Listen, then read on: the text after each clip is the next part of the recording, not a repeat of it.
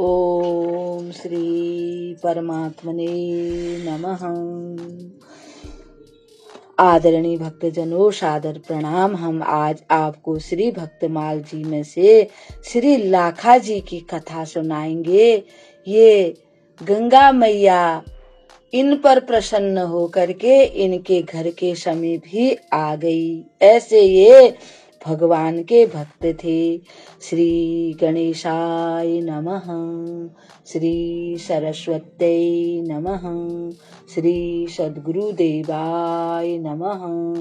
भक्तजनों, श्री नाभाजी महाराज वर्णन करते हैं कि श्री लाखा जी फतेहपुर के निवासी थे और इनके पिता का नाम श्री परमानंद था।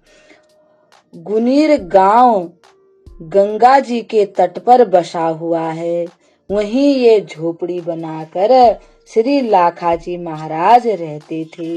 इनका जन्म एक ब्राह्मण के घर में हुआ था। श्री लाखा जी उसी गांव में रहकर भगवान की बड़ी सेवा आराधना किया करते थे और रोजाना इनका नियम था कि ये गंगा स्नान करने के लिए जाया करते थे। देव योग से एक बार गंगा जी कुटी से दूर हट गई। उस समय ये बहुत बूढ़े हो चुके थे, फिर भी नित्य स्नान करने जाते थे। गर्मी के दिन थे। गर्मी के दिनों में भक्तजनों, जो आप लोग कहीं गंगा स्नान के लिए गए होंगे तो रेत इतनी गर्म हो जाती है। एक बार हम गया जी में गए थे तो फल्गु नदी में जब हमको पैदल रेत में चलना पड़ा, जब हम चल रहे थे तो पैरों में ऐसा लगता था जैसे अंगारे लग रहे हों। इतना गर्म रेत वो हो रहा था। तो ऐसे ही गर्म रेत में ये नंगे नंगे पैर चलते थे। इनको अब तपस्या बड़ी कठिन हो रही थी। गंगा जी में स्नान करना, आने जाने में ये असमर्थ होकर एक दिन गंगा मैया से प्रार्थना करने लगे, हे मातेश्वरी गंगे, आपकी जय हो। अब आप अपने पूर्व स्थान पर पधारें। हे जगत जननी गंगा मैया, हे जगत पावनी, जहाँ आप पहले बहती थी वहीं फिर से आ जाएं, क्योंकि अब मैं इस गर्म रेत में नहीं चल सकता हूँ। मेरे से चला नहीं जाता, मैं चलने में बड़ा असमर्थ हो रहा हूँ। हे माँ, आप मुझ पर कृपा करें, आप अपने पहले के स्थान पर पधारें। यदि नहीं चलेंगी तो मैं भी कुटिया पर नहीं जाऊंगा। हे माँ, अगर आप मेरी कुटिया के समीप जैसे पहले बहती थी, अगर वहां नहीं आएंगी तो अब मैं वहां नहीं जाऊंगा।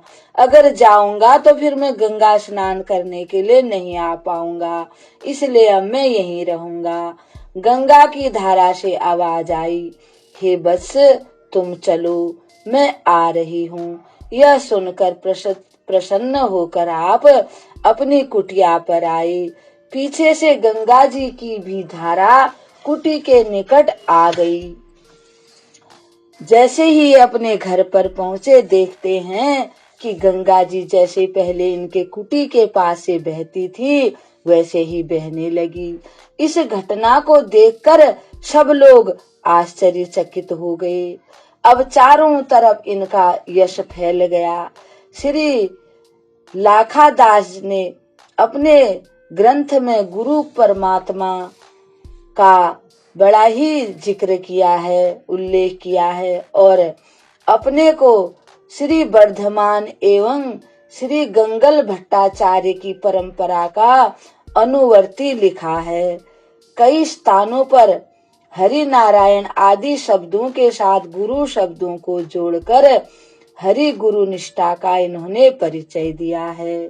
इन्हें श्री रूप नारायण जी से संप्रदाय की शिक्षा और श्री हरि व्यास देवाचार्य जी से दीक्षा प्राप्त हुई थी। ये उन्हीं के अनुयायी कहे जाते हैं। अब ऐसे भक्त लाखा जी को हम प्रणाम करते हैं। ओम श्री परमात्मने नमः।